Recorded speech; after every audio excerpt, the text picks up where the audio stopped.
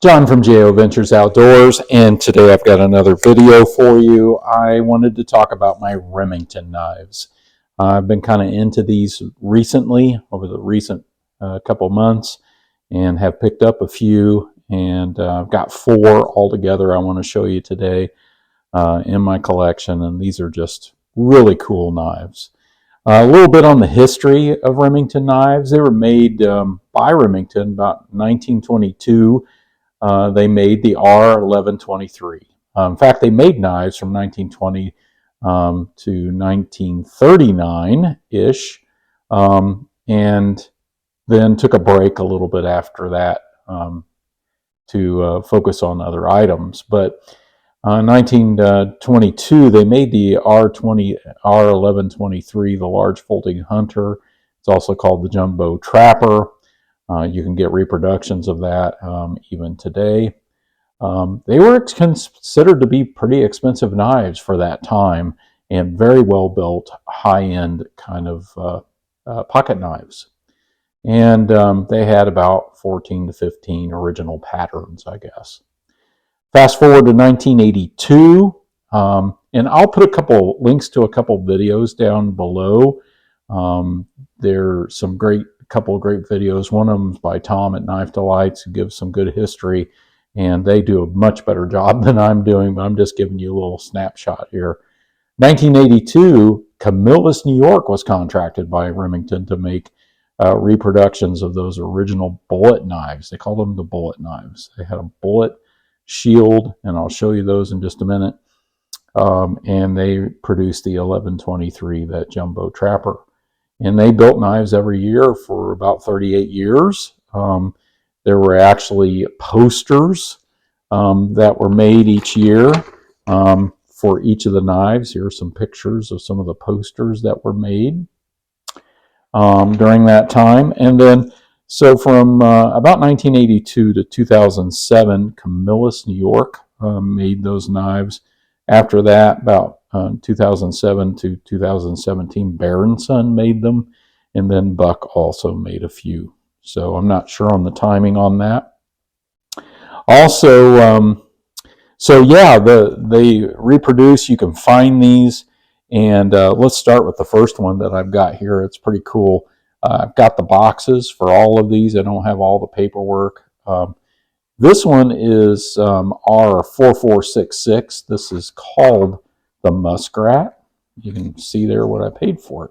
A Remington bullet knife, gives you the paperwork there, and there's the Muskrat, and here's what it looks like. You can find videos on this quite a bit, and I've done one on this before, but this is one that I have. There it's got the Remington etching, and there's the Tang stamp, made in the USA, Remington UMC. And then on the back side, it has R4466. Now on that model number, the R means it's a folding knife, and the 446 is the pattern, and 6 is actually the handle material, which I believe is Jig Delrin. And then if we open the other blade, we can see it's a 1988. Okay, so made by Camillus, because that's before 2007. And they call this a Muskrat. Really, it kind of looks more like a moose because it has a spay blade instead of 2 clip point blades, but they call it a Muskrat. Great snap, just awesome. Picked this up at the flea market over in Illinois with Big J. And so there's the first one, the Remington Muskrat 4466. And then the other one I have here is this one right here. It is called the Mini Trapper, and you got the R1178. So it must be a different handle material than that other one. I don't know, this might be real bone, I don't know. I couldn't find the codes. It's called the Mini Trapper bullet knife. There's the paperwork. There's the box. Here's the knife. Pretty cool. Put a little lanyard on it. I've shown this before. There's the Remington etch. There's the Tang stamp. There it is. 1991 is the year on this one. Again, produced by Camillus. There's the Tang stamp model number, R1178. It is the mini trapper. So it has this clip point. There, half stops. Very tight pull. Spay blade. And again, I don't know what that handle material is. I'm not sure if the box would show or tell me that inside or not, but I thought I looked at it pretty closely, and now I'm just kind of wondering if I could look on here. Just a little bit about the Rockwell hardness, that kind of thing. Doesn't really, I don't see it here. The handle's made of beautiful Delrin. Okay, there you go. Staghorn, Delrin Staghorn. So it does tell a little more about the knife. So most of these are Delrin, but they're made to look like bone or stag, and pretty cool. So there's that one. Mini trapper. This one, next one, is the another bullet knife. It's got the bullet shield, and you can see the etching there.